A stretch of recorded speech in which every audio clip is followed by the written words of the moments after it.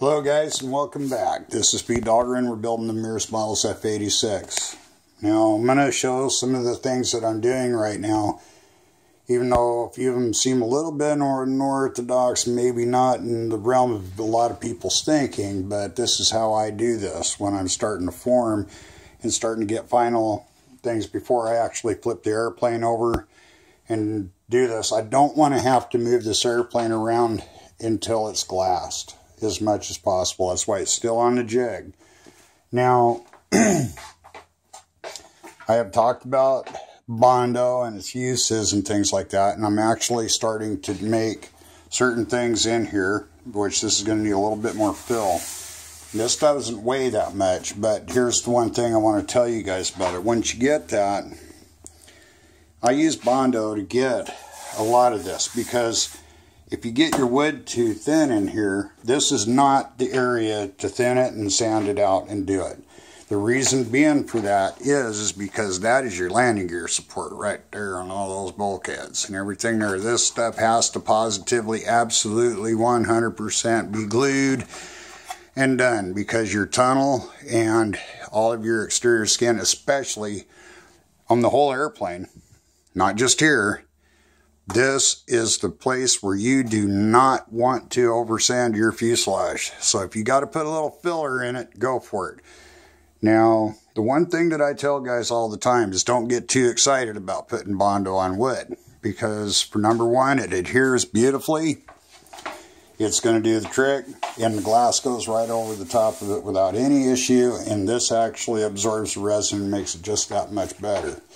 So, and all the top guys and everybody around here will, a lot of people have cringed at the thought of putting Bondo on wood. Guys, after building 30 airplanes this way, this is the right way to do it. And it's not an arguing contest or anything like that, but when I start making fine details before I glass them, I actually put them in. And that's so that it matches. This is going in, it looks like crap right now, but I'll fix that. And I'm trying not to destroy my windshield, but I do have a fiberglass frame that I'm going to order from Mears here very soon and put it on here, as well as another canopy. And the reason I did it is because I scratched crap out of this canopy. And you don't want that. So, you know, 40 bucks, so what? I'm just going to do it, and I'm going to build the rest of this. And what I'm doing is I'll remove these clamps here. Let's get this out of the way. This might even polish out, I don't know. But I'm going to get a new one in nonetheless anyway, just because I'm just funny like that. And I went through 3 of them on the Spitfire before I finally got it right. And canopy suck. I'm not real, whatever. But anyway, guys, where I'm at here, I'm going to go ahead and do this and preliminarily build the dash in here. And I'm going to cut that because this is going to, this actually opens and closes. And got a little couple of cuts to adjust it to get it open just a little bit more, but not a lot. And the mechanism is simple. And I'm going to show you this because I haven't done it yet. And yes, it is removable on top of that. But this is how we did it. And basically you have a center line that goes from here and it goes all the way to the back of the airplane.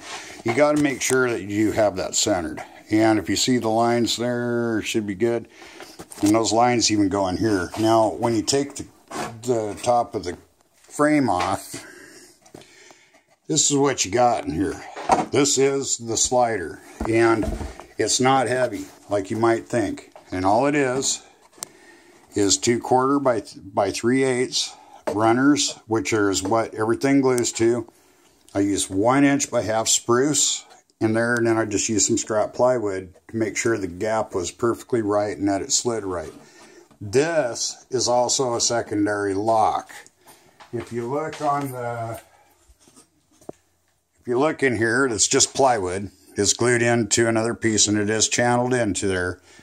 This is actually the secondary lock, which locks up into right on that piece. Now, the linear servos will come back and actually got, and you can see I braced everything up. I put everything else on, doubled it up, made sure that this was there, and it's not going anywhere. And it's all thoroughly glued and everything else.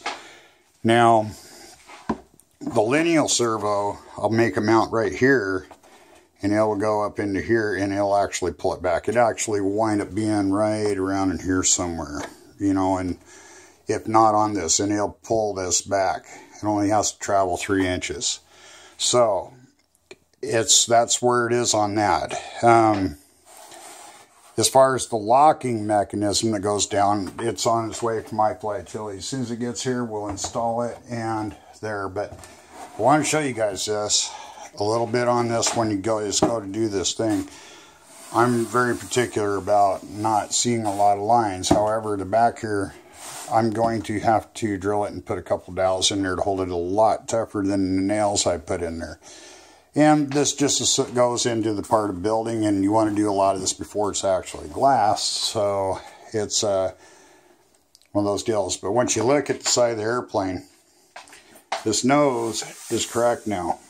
And this bottom is not on it yet. It comes down quite a bit more. When it's done, I'll just skim it with Bondo, and it'll be fine. It's not adding a lot of weight. This airplane right now, guys, only weighs with the wings on it. They're not sheeted.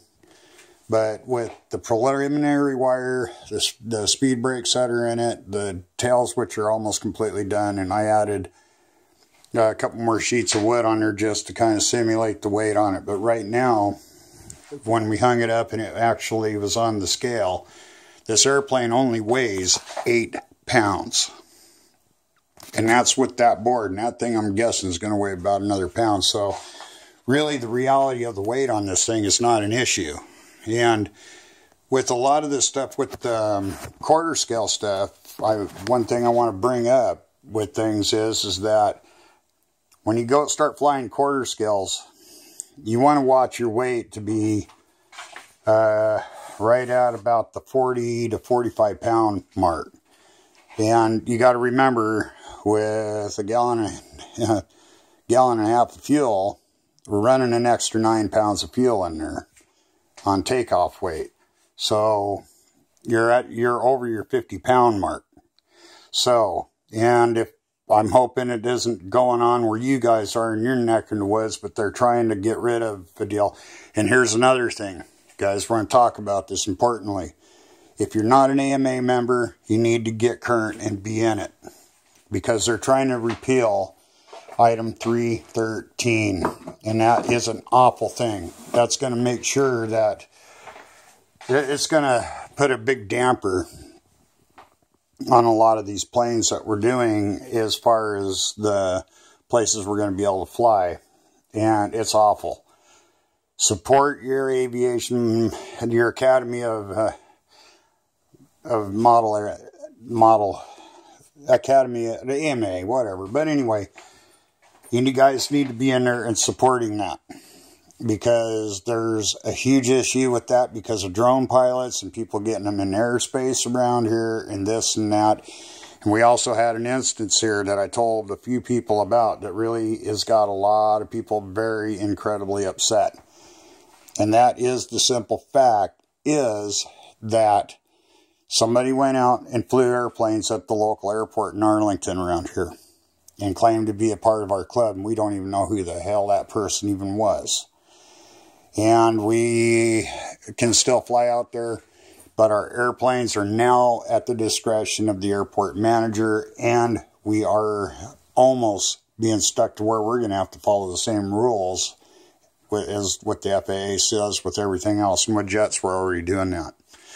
But it's fine. But I mean, this is going to be something where these things will have an actual N number on them. And I don't know. Drones and flying things are just something that is going to have to really be looked after, guys. And people need to take the responsibility and get involved in the AMA so you got the insurance. Thanks for watching. We'll see you in the funny papers.